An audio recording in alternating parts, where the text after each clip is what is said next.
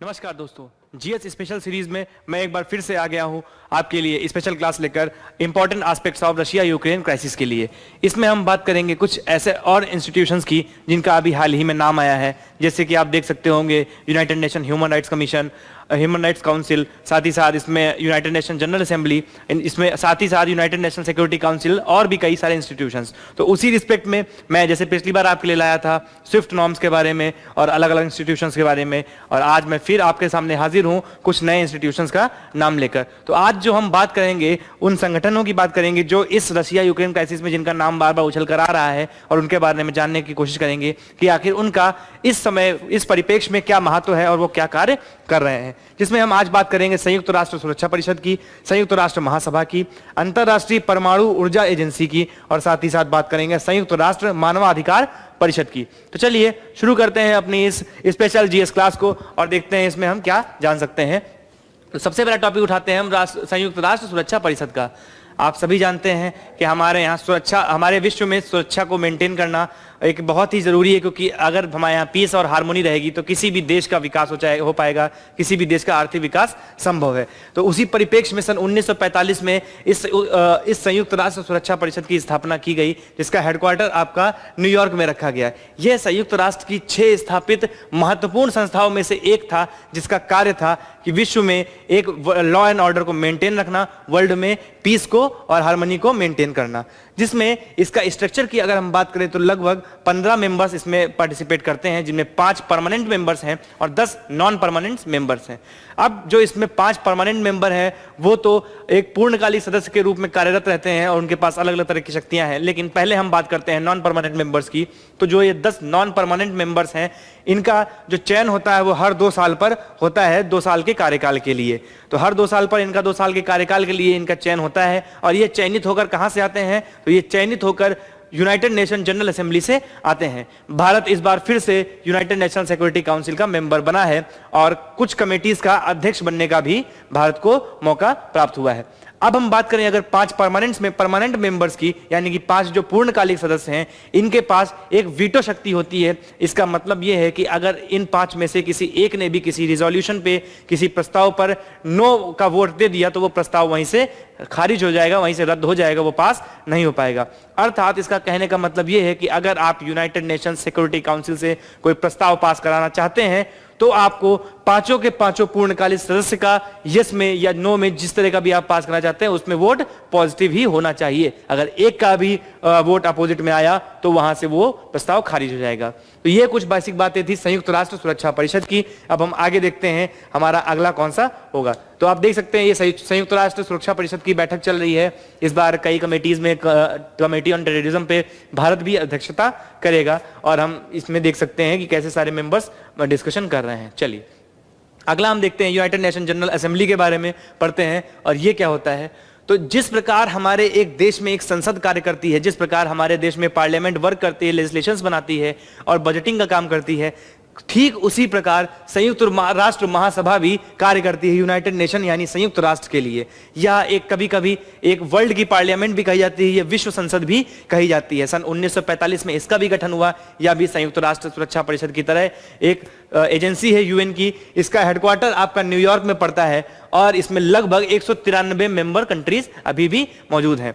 अब इसमें जब भी कोई रिजोल्यूशन लाया जाता है, जब भी कोई प्रस्ताव लाया जाता है, तो उसको पास कराने के लिए लगभग 2/3 सदस्यों का बहुमत प्राप्त होना जरूरी है। अभी हाल में रशिया और यूक्रेन के प्रोसीजर में जब वोटिंग हुई तो लगभग 131 देशों ने रशिया के लिए वोट किया, रशिया के अगेंस्ट वोट किया, और 35 देशों ने रिस्ट्रेन किया अपने वोट को, उन्होंने वोटिंग नहीं की, और 5 देशों ने रशिया का सपोर्ट किया। तो इसी तरह आप देख सकते हैं कि जब 2/3 बहुमत पूर्ण हो गया, उसके बाद जो प्रस्ताव था, वो निंदा प्रस्ताव था, वो पास हो गया। हालांकि यहां से पास हुए प्रस्ताव किसी पर लीगली बाइंडिंग नहीं होते, फिर भी इनका एक अति महत्वपूर्ण योगदान होता है हमारे विश्व ऑर्डर में, वर्ल्ड ऑर्डर को मेंटेन करने में।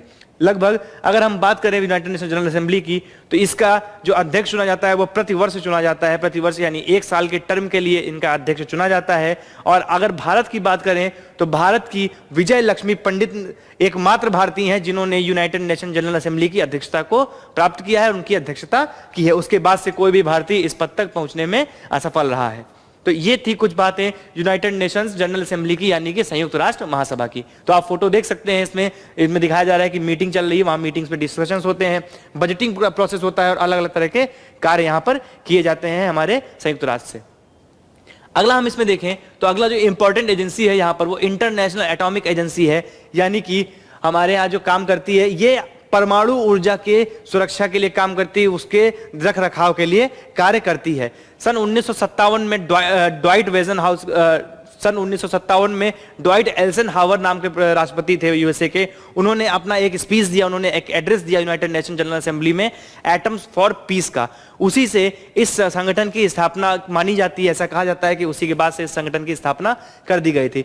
उन्होंने बोला इसमें यह कि जो हमारे यहाँ एटॉमिक शक्तियां हैं वो लगातार बढ़ रही हैं, तो उनको कंट्रोल करना हमारी जिम्मेदारी है, और हम देखें कि कैसे जो ये न्यूक्लियर शक्तियां हैं इनको प्रयोग करके हम अपने विकास में योगदान लाएं, ना कि किसी के विनाश में।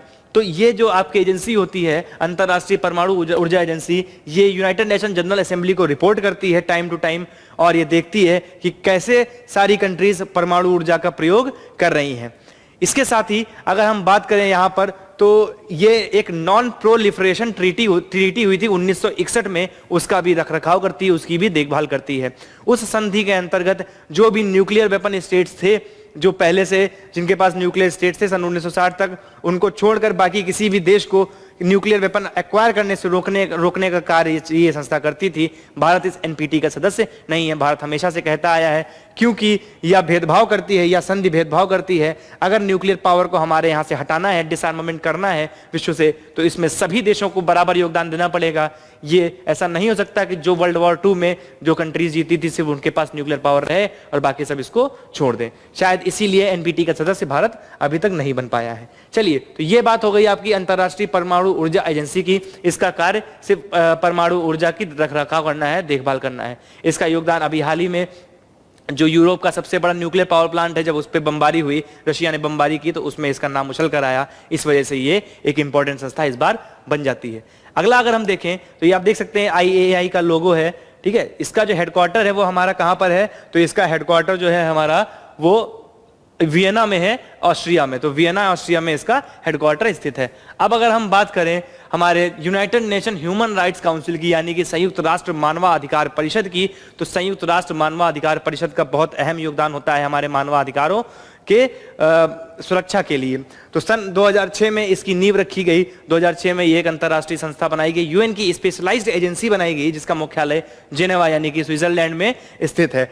जो इसका हर एक सिलेक्टेड मेंबर होता है वो 3 साल के टर्म के लिए सिलेक्ट होता है, और इसमें ये कार्य करते हैं अपने देश में मानवाधिकारों की सुरक्षा के लिए। दरअसल कई देश ऐसे हैं जो अपने यहाँ पर कोई ऐसी कभी पॉलिसीज, ऐसी नीतियां बनाते हैं जिनकी वजह से वहाँ के नागरिकों को कष्ट होता है, वहाँ के लोगों को परेशानी होती है। तब यह मानवाधिकार परिषद वहाँ पर एक्शन लेता है और वहाँ पर आपको नोटिस भेजता है और कोशिश करता है कि जो ये मानवाधिकारों का हनन होना है उसको कम से कम किया जा सके और उसको रोका जा सके। हालांकि कहीं ना कहीं मानवाधिकार परिषद की बुराइयां भी होती रही, कमियां निकालती रही, जिसमें सबसे बड़ी कमी ये रही है कि मानवाधिकार परिषद में जो सदस्य देश हैं उनमें कभी कभी ऐसे देशों को चुन लिया जाता है जो खुद एक मानवाधिकार हनन के लिए बहुत बड़ी मिसाल कायम करते हैं। जैसे एग्जाम्पल के लिए चाइना, क्यूबा। तो ऐसा कहा जाता है कि जब इन देशों को आप सदस्यता दे रहे हैं एक मानवाधिकार परिषद में, तो कैसे आप ये सुनिश्चित करेंगे कि आप मानवाधिकार हनन को रोक सकेंगे। तो इसलिए इसमें कई बार इसके कार्यकाल पर, इसमें काम में कमियां भी निकाली जाती हैं। साथ ही साथ इसमें एक नियम यह भी रखा गया है तो कि कोई भी देश 2 कार्यकाल से ज्यादा अवधि के लिए लगातार सिलेक्ट नहीं हो सकता, लगातार चुना नहीं जा सकता। इसमें भी मेंबर्स हमारे यूनाइटेड नेशन जनरल असेंबली से ही चुनकर आते हैं। तो दोस्तों आज के लिए इतना ही। मैं फिर कभी हाजिर होऊंगा कुछ नई क्लास को लेके, नए फैक्ट्स को लेके और कोई नया हॉट टॉपिक लेके जो वहां पर हफ्ते में चल रहा होगा। तो प्लीज इस वीडियो को आप देखिएगा ज्यादा से ज्यादा, और ज्यादा से ज्यादा लाइक और सब्सक्राइब करिए और अपने दोस्तों के साथ इसको शेयर करिए ताकि ये और लोगों तक पहुंचे। और हमारे साथ डेली करंट अफेयर क्लासेस में आप रोज सुबह 8 बजे जुड़िए, जहां पर आपको डेली करंट अफेयर्स मिलता है क्वेश्चंस के साथ, और कुछ जीके और जीएस की इंपॉर्टेंट खबरें भी मिलती हैं। तो आज के लिए इतना ही। नमस्कार, thank you, have a nice day.